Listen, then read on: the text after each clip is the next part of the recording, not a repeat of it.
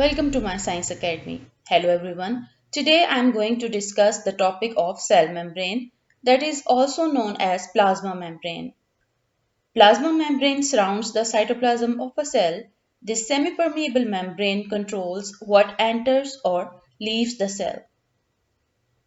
This membrane acts as a protective barrier as it controls the internal environment of the cell, homeostasis, and plays an important role in communication and transport of material in and out of the cell.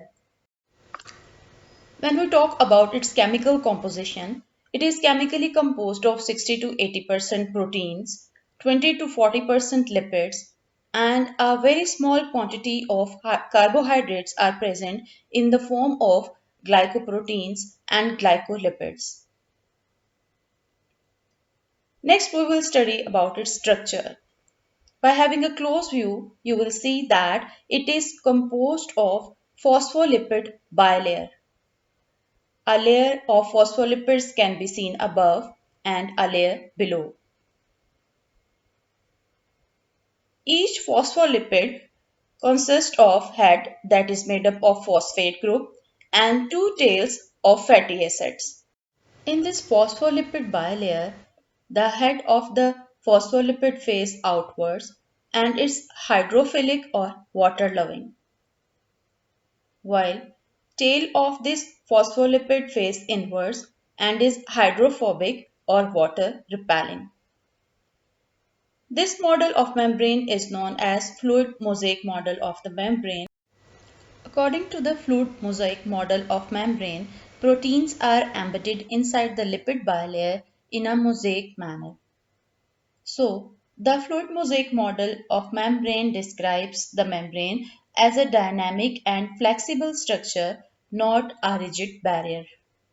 In the membrane of animal cells, there are present cholesterol molecules which are located between the gaps of this phospholipid bilayer, and these cholesterol molecules are responsible for maintaining the fluidity and stability of the membrane.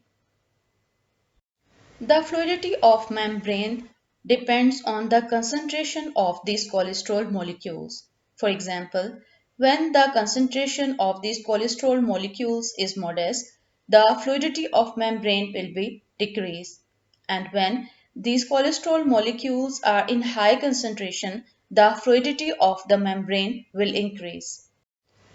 As membrane is semi-permeable or selectively permeable membrane, it means it can control the movement of materials in and out of the cell. For example, it can only allow small and nonpolar molecules like carbon dioxide and oxygen molecules to cross it easily, while it doesn't allow the large size molecules or charged molecules or ions to cross it easily. So for the transportation for such large size molecules, there are present the integral proteins or intrinsic proteins which are embedded inside the lipid bilayer, and these proteins act as the channel proteins or transport proteins through which the large size molecules can be transported. There is another type of proteins which are known as peripheral proteins or extrinsic proteins. These are either located on the outer side or inner side of the membrane. These peripheral proteins help in cell signaling. They perform various enzymatic functions and provide structural support to the cell. Then there are present carbohydrate molecules which help in cell recognition and signaling. These carbohydrate molecules are either linked with the protein molecules or they are directly attached with the lipid bilayer. When these carbohydrate molecules are attached with the protein molecules, they are known as glycoproteins, and when they are attached with the lipid bilayer, they are known as glycolipids. Next, we will learn about the functions of cell membrane. Number one is the mechanical support. Cell membrane provide mechanical support to the cell by linking membrane with the cytoskeleton. Number two is the external form. The cell membrane provide external form to the cell and maintain its shape. Number three is the transportation. Cell membrane offers a barrier between cell contents and their environment, allowing only selective substances to pass through it. Number 4 is the regulation of material.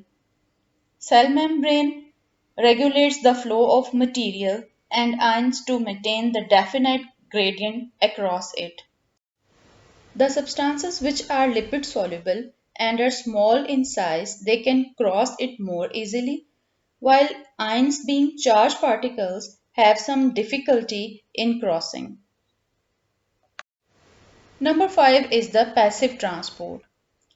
That is the transport of molecules across the membrane along concentration gradient without utilization of energy is called passive transport. That is of two types: diffusion, that is the movement of solute molecules towards its concentration gradient, means from area of higher concentration towards the lower concentration.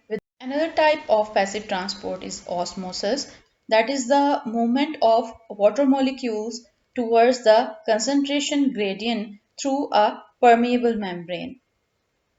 Here, the process of osmosis can be observed, that is the movement of molecules across concentration gradient through a semi-permeable membrane. Then another type is active transport. That is the unwanted substances are pushed out of the cell by active transport, and for this energy is provided by ATP. Number 7 is the endocytosis, that is taking material in by infoldings of membrane in the form of vacuoles that can be of two types. Number 1, phagocytosis, that is the cell eating, means solid food is taken in the cytoplasm. And another type is, that is pinocytosis, that is cell drinking, which means the ingestion of liquid material in the cytoplasm. Here in this diagram, the process of phagocytosis, that is the cell eating, and pinocytosis, that is the intake of liquid material, can be seen. The number 8 is the transmission of nerve impulse. Cell membrane is responsible for the transmission of nerve impulse from one part of the body to other to keep coordination.